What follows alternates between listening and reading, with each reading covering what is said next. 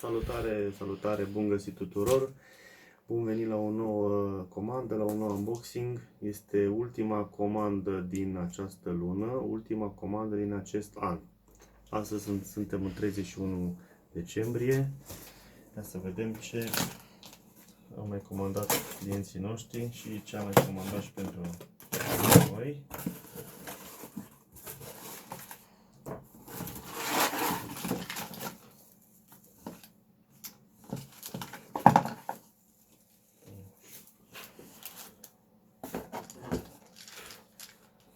Beauty Forte, un supliment pentru păr și unghii.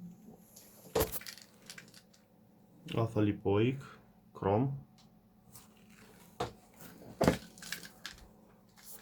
Magne Be Happy, magneziu cu B6.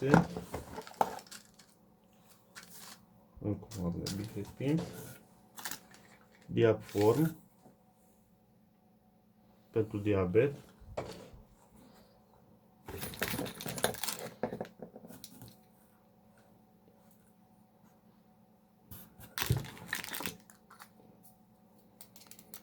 Parfumele pe care le ofer cadou la o comandă peste 100 de lei. Da? Kiss and Go și Stefani.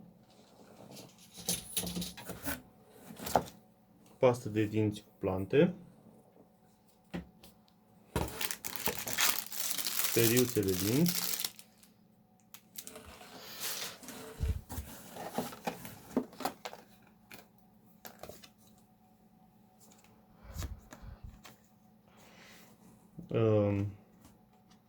Strugurel pentru buze cu gălbenele.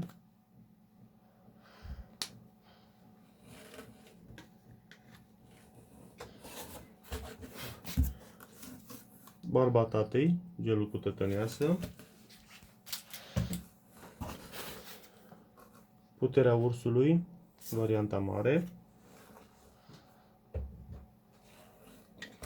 Și acum vreau să prezint un produs nou. Zinc. Da? A apărut și zincul la noi. Zincul care, alături de quercitină, vitamina D și vitamina C, constituie o rețetă, ca să spun așa, toate aceste 4 produse constituie o rețetă pentru cei care încep să aibă primele simptome de COVID. Da? Pentru imunitate. Zinc, quercitină, D3 complex și vitamina C. Cam atât pentru astăzi. Vă aștept și la anul. Un an nou cu sănătate vă doresc, un an nou plin de realizări și un an nou plin de comenzi. Ne vedem și la anul. Abia aștept să ne vedem și la anul. Vă salut!